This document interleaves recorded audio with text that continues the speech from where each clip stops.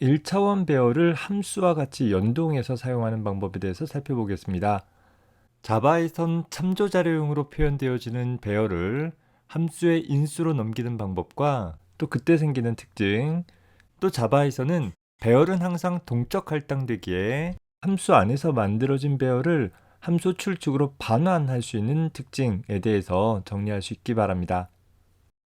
배열을 함수의 인수로 전달을 한다라고 하면, 즉 어떤 메서드에 매개 변수로 배열을 전달받는다라고 하면 어떤 특징들이 생기는지 한번 살펴봅시다.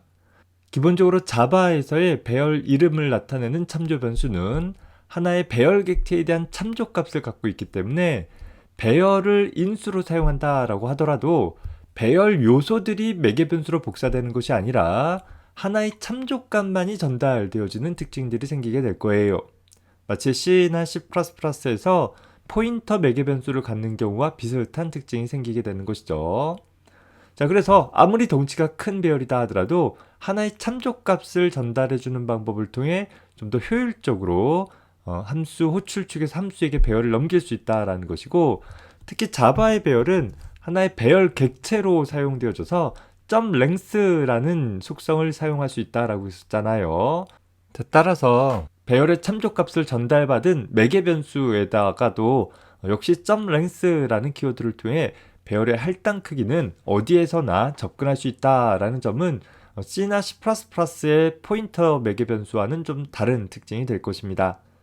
자, 다만 내가 100개짜리 배열을 선언했다 하더라도 100개 요소를 다 사용하지 않는 경우가 있다라고 한다면 때에 따라서 그 배열 내의 유효 크기를 같이 전달해 볼 수도 있기는 하는데, C나 C++와 다르게 자바의 경우 보면 동적 할당되어진 배열을 만들 수 있기 때문에 당장은 딱 필요한 크기만큼만 배열을 할당을 해서 사용을 할 것이다 라고 하면 유효 크기를 따로 전달하지 않고 그저 할당 크기만큼 반복적으로 처리할 수 있도록 해볼 수도 있을 것입니다. 더불어서 그렇게 전달되어진 매개 변수를 통해서 접근되어지는 모든 내용은 실인수 영역의 참조값이 공유가 되어진 것이기 때문에 함수 안에서 매개 변수를 통해서 변경된 내용이 실인수 영역에 그대로 다 적용이 되어진다라는 특징이 생기게 되는 것이겠죠. 자, 간단한 예를 한번 봅시다. 자, 앞선 예제에서 현재 circles라는 배열의 각 참조 변수에 요소 객체를 할당하는 일을 함수를 통해서 처리해 보도록 해보자 라는 거예요. 자, 그래서 이 코드를 복사해 가지고서 두 번째 다음과 같은 코드를 작성을 해 봤습니다. 배열을 생성을 했고 배열의 각 요소를 출력하는 구문을 처리하기에 앞서서 각 요소들을 초기화하기 위해서 init array라는 현재 circle array test라는 클래스 내의 스태틱 멤버로 init array라는 메서드를 하나 추가했어요. 자, 스태틱 메서드 자주 사용되지 않지만 왜 스태틱 메서드를 썼냐면 그저 스태틱 메서드인 메인 함수 안에서 간단하게 호출해 볼 수 있는 구조를 만들기 위해서 그냥 스태틱 멤버로 두었습니다. 자, 따라서 init array라는 메서드는 circle array test라는 클래스 타입의 객체 생성 없이 바로 호출할 수 있게 되는 것이고, 따라서 함수 호출할 때 circles라는 배열의 참조값을 인수로 사용을 했습니다. 자, 이 인수는 서클 타입의 1차원 배열을 받을 수 있는 참조 변수로 이 circles라는 참조값이 복사되어 전달되어질 것이고, 이 안에서 배열의 할당 크기만큼, 자, 이 할당 크기는 원래 이 크기가 되겠죠. 할당 크기만큼 반복적으로 배열 각 요소 객체를 생성을 해서 집어넣는 작업들을 수행을 해본 것이죠. 자, 여기서 내가 CS라는 것이 이 매개 변수에 대해서 집어넣은 것처럼 보이지만 사실은 이 매개 변수가 circles라는 참조값을 복사받은 것이기 때문에 실제 13번째 줄에서 할당되어진 배열의 요소 객체가 할당되어진다라는 것을 꼭 구분을 해서 기억을 해두기 바랍니다. 자, 디버깅 모드를 통해서 볼게요. 15번째 줄에 브레이크포인트 설정을 하고 나서 실행을 해보면, 자, 현재 circles라는 배열은 21번 id 값을 갖고 있고 그 안에 있는 5개의 참조 변수는 모두 다 null 값을 갖고 있어요. 아직 객체가 할당이 안 되어 있는 상태인 것이죠. 자, 그런데 내가 얘를 실행하기를 스텝 오버를 이용해서 한 번에 실행을 해볼게요. 메서드 안으로 들어가지 않고 한 번에 실행을 해보면 이제 어떻게 됐어요? 함수가 끝나고 호출 쪽으로 돌아왔을 때 함수 내부에서 서클 객체 5개를 만들어 놓은 것을 볼 수 있죠. 자, 이 과정을 다시 한번 비교해 봅시다. 다시 디버깅 모드로 실행을 해놓고 현재 circles란 참조 변수가 id 21번을 갖고 있는 상태에서 함수 안으로 들어가기 위해서 step into 선택해 주게 되어지면 자, initArray라는 함수 안으로 들어가 보면서 매개 변수 cs 역시 21번의 id 값을 갖고 있다라는 거예요. 그리고 그 매개 변수가 가리키는 5개의 요소는 아직 객체가 할당되어지지 않은 그런 참조 변수가 되는 것이죠. 자, 따라서 내가 여기서 현재 CS의 i번 요소에 서클 객체를 하나 생성해서 할당한다라는 것은 즉 이 21번 영역에 있는 객체, 즉 이 매개 변수로 전달받은 이 메인 메서드 쪽에서 만들어진 배열 객체의 한 요소가 추가가 되어지게 된다라는 것이죠. 물론 이런 initArray라는 메서드 안에서 꼭 배열의 할당 크기만큼 무조건 객체를 만들 것이 아니라 내가 원하는 개수만큼만 만들도록 한정하고 싶다라고 한다면 그 경우에는 함수 출시 현재 이 배열에 대해서 내가 반복해서 처리할 요소의 개수를 따로 한정해서 전달해 줄 필요가 있을 거예요.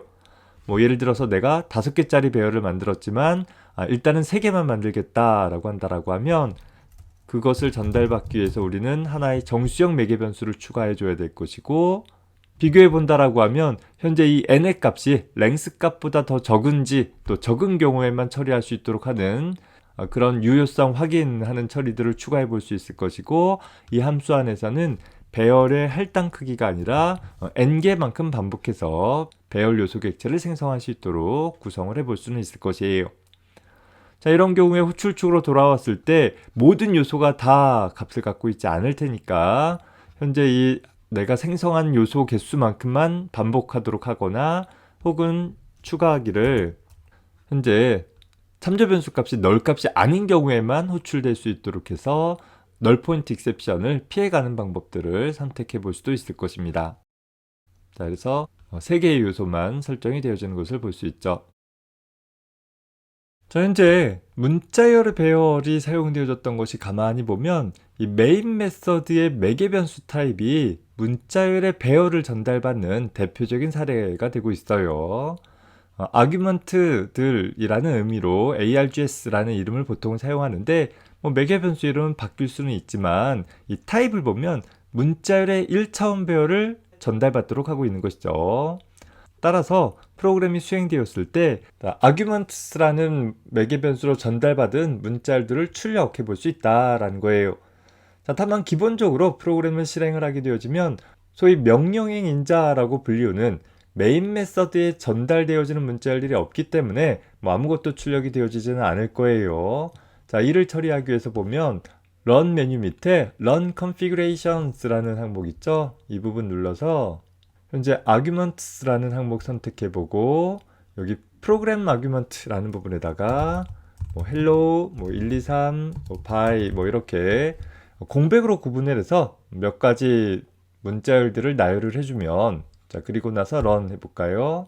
자, 그러면 명령행 인자로 전달받은 hello, 1, 2, 3, by라는 문자열들을 제대로 전달받아서 사용할 수 있는 것들을 볼 수 있습니다. 때에 따라서 프로그램이 실행되어지면서 사용자로부터 명시적으로 입력받는 대신 프로그램의 실행 명령 옵션으로 어떤 값들을 지정하고자 했을 때 종종 사용해 볼 수 있는 방법이기도 한 것이죠. 자, 우리가 학기 초에 JDK에서 제공하고 있는 자바C 컴파일러나 자바라는 런처를 이용을 해서 명령 프롬프트 상에서 컴파일하고 실행할 수 있었잖아요. 그때 내가 컴파일할 소스 코드명이나 혹은 실행할 클래스명을 바로 이런 명령행 인자를 통해서 전달받았던 것입니다. 두 번째 예제에서 보면 현재 initArray라는 메서드는 circles라는 서클의 1차원 배열을 만든 후에 그걸 initArray라는 함수에게 넘겨서 여기에다가 객체 좀 생성해줘 라고 위임을 해주고 있는데, 어차피 우리가 함수를 통해서 어떤 배열을 초기화할 것이다 라고 하면 함수 안에서 배열을 만들어서 초기값을 갖는 형태의 배열을 나한테 반환해 주도록 구성해 보는 것도 한 방법일 거예요. 즉 배열 객체 생성을 함수 내부에서 해보면 어떻겠느냐라는 거죠. 자, 그래서 세 번째 변경되어진 코드를 보면 다음과 같이 배열 객체를 메인 메서드 쪽에서 만든 것이 아니라 init array라는 메서드 안에서 3개짜리 배열 만들어줘 라고 요청을 하면 그 수만큼 배열을 함수 내부에서 만든 다음에 그 만들어진 배열의 각 요소를 초기화하고 그렇게 초기화되어진 배열을 함수의 호출축으로 반환하도록 구성을 해보자 라는 거예요. 즉 어떤 메서드의 반환 타입이 서클의 1차원 배열을 반환할 수 있도록 하는, 좀 더 정확히 표현하면 서클의 1차원 배열에 대한 참조값을 반환할 수 있도록 구성을 해볼 수 있다라고 하면 메서드로 호출을 할 때 메서드 호출에 대한 결과를 서클에 대한 1차원 배열에 대한 참조를 전달받을 수 있는 변수가 받아서 메서드 안에서 동적 할당된 배열이기 때문에 메서드가 끝나더라도 없어지지 않는 영역에 남아있을 수 있고, 따라서 그렇게 전달받은 배열을 함수 호출 측에서 활용해 볼 수도 있겠다라는 것입니다. 자, 역시 이 부분에 브레이크포인트 설정해서 확인해 볼게요. 현재 프로그램을 디버깅 모드로 실행을 해주면, 자, 메인 메서드에서는 현재 아직 서클에 대한 배열이 만들어지진 않았어요. 현재 init array라는 함수 안으로 들어가기 위해서 step into 선택해주면, 자, 함수 안에서 step over 진행해 볼게요. 현재 cs라는 하나의 1차원 배열이 만들어지고 id 55번 값을 갖고 있죠. 자, 그리고 나서 n개만큼, 즉 3개짜리 배열이 만들어진 것을 볼 수 있어요. 자, 더불어서 배열의 세 요소들을 적절한 객체로 생성을 해주고 할당을 해준 다음에 그렇게 만들어진 현재 id 55번의 배열을 호출축으로 반환해주자라는 거예요. 스텝 오버에서 호출축으로 반환되어져서 그 반환값을 circles라는 변수에 저장하고 나면 현재 circles라는 배열 역시 55번 id 값을 갖고 있다라는 거죠. 함수 내부에서 만든 3개짜리 배열이 그대로 잘 전달되어지는 효과를 얻을 수 있게 된다라는 것입니다. 기본적으로 C 언어나 C++도 보면 함수 안에서 지역적으로 선언되어진 배열을 반환할 수 있는 방법은 없었어요. 하지만 동적 할당된 배열은 지금과 같이 그 배열에 대한 주소값을 전달해 줌으로써 함수 내부에서 만들어진 배열을 호출축으로 전달할 수 있었다라는 것이었고, 다만 자바 언어에서는 그렇게 주소값을 전달하는 것이 아니라 참조값을 전달한다라는 것의 차이가 있고, 그에 따라 함수의 반환 자료형에 이렇게 서클 타입의 1차원 배열이라는 다소 좀 생소한 표현이지만 이런 표현을 통해서 배열을 반환하는 함수도 만들 수 있다는 것 눈여겨봐두기 바랍니다. 배열을 함수와 같이 사용을 하는 방법에 대해서 정리해봤습니다. 다수의 데이터들의 묶음인 배열을 함수의 인수로 넘길 때에는 참조값만 전달되어진다라는 점, 더불어 함수 내부에서 동적 할당된 배열을 호출축으로 반환할 때 역시 참조값만 넘긴다라는 특징이 있는 것이죠. 이런 점들은 여러분들이 C 혹은 C++ 언어에서 다뤘던 동적 할당된 배열에 대해 포인터 변수들을 주고받는 것과 비슷해 보일 것입니다. 다만 자바에서는 배열을 생성하는 방법이 동적 할당에서 생성하는 방법밖에 없기 때문에 자바의 모든 배열이 갖는 공통된 특징이 될 것입니다. C 혹은 C++와는 좀 다소 다른 특징처럼 보일 수 있기 때문에 잘 정리해두기 바랍니다.